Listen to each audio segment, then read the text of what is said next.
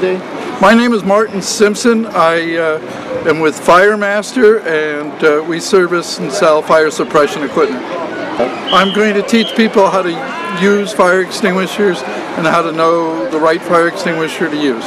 To know your ABCs of fire, A being paper and wood, B being flammable liquids, C being electrical. It's important that you know the different types of fire. What I train them to do today will possibly save their lives.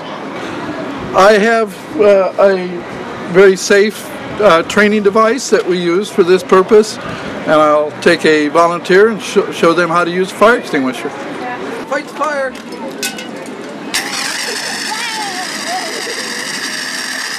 You guys are such quick learners.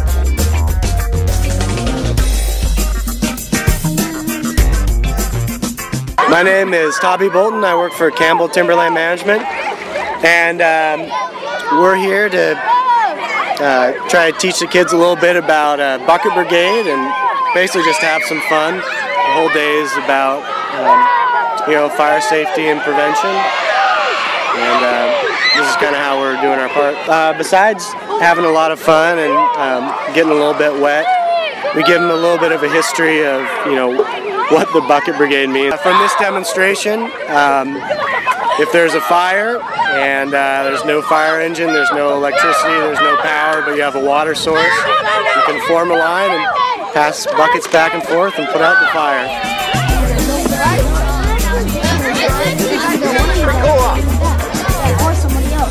My name's Steve Wells. I'm the Fire Marshal with Fort Bragg Fire Department. And we're doing fire safety exercise today, and we're explaining to the kids about fire safety in their own house, about smoke detectors, making a fire escape plan, fire extinguishers, going through a simulated room full of smoke to get them used to being on their hands and knees where the fresh air is and crawling to safety. Hopefully they'll go home and make a fire plan, because what we explain is panic is the worst thing they can experience. So if they have a plan in mind when their smoke detector goes off or smoke, they'll go home and make a plan tonight and talk about it and have a plan.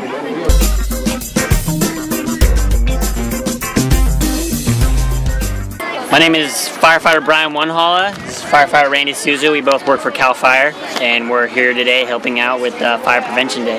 Today we're teaching the kids about smoke detectors, where to place them. Also, just making sure that you have a escape route and that your whole family knows about that. That's our main focus. It's just mainly fire safety inside the house. I would say that the main tip for us is smoke detectors. Make sure that you test them every single month, and make sure you change the batteries out every 6 months. It helps people in car crashes, yeah. They're hurt, exactly. My name's Nat Norling, and I'm a paramedic with Mendocino Coast District Hospital. Well, apparently we're just here presenting the ambulance and talking a little bit about what we do for the kids, help them get an idea of our job. Hopefully they get a little bit better idea of what ambulances are for, and actually a lot of kids are really afraid of ambulances because they know that ambulances carry people that are hurt or sick, so hopefully it makes them a little bit more comfortable with calling 911 and being in the ambulance.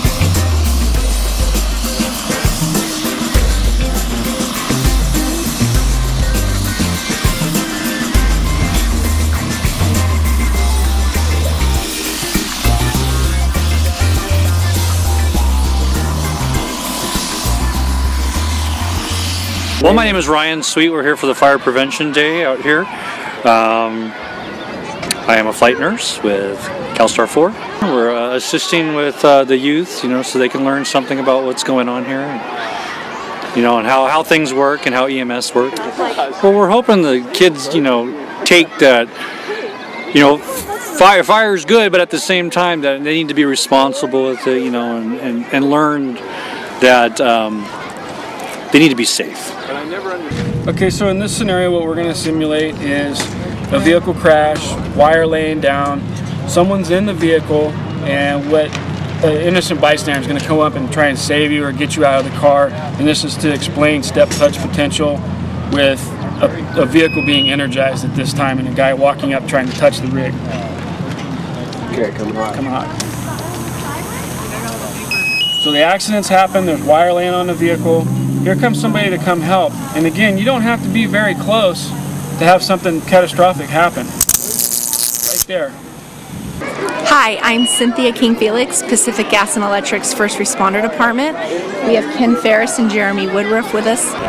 If I were to leave the kids with one safety tip for the day, it would be to consider all down power lines energized and dangerous and call PG&E.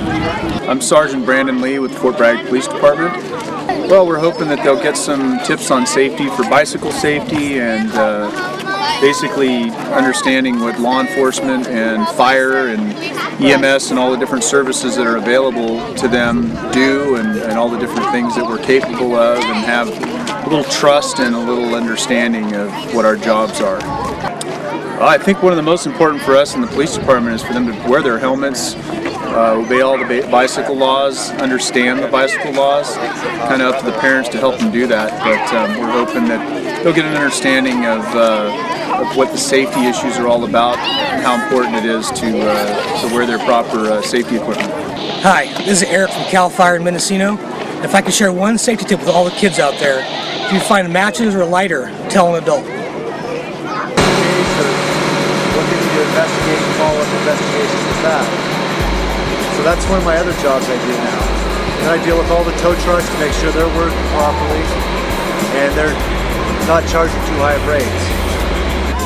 Hi there, I'm Randy England with the California Highway Patrol. Today I'm talking to the kids about traffic safety and some of the jobs that CHP does, and what our functions are, and how to become a CHP officer. And if I had to pick one thing that these kids take away, is always remember to wear your seatbelt and to be safe.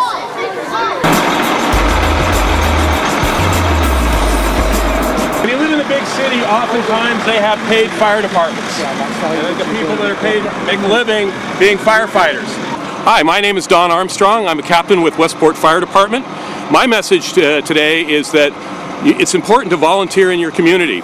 We all have full-time jobs that work in the volunteer fire department, and yet we come out and we respond in emergencies for our community. And that's an important message, that when after you grow up and you get a job and all that, give back to your community just as we are giving back to our community as firefighters.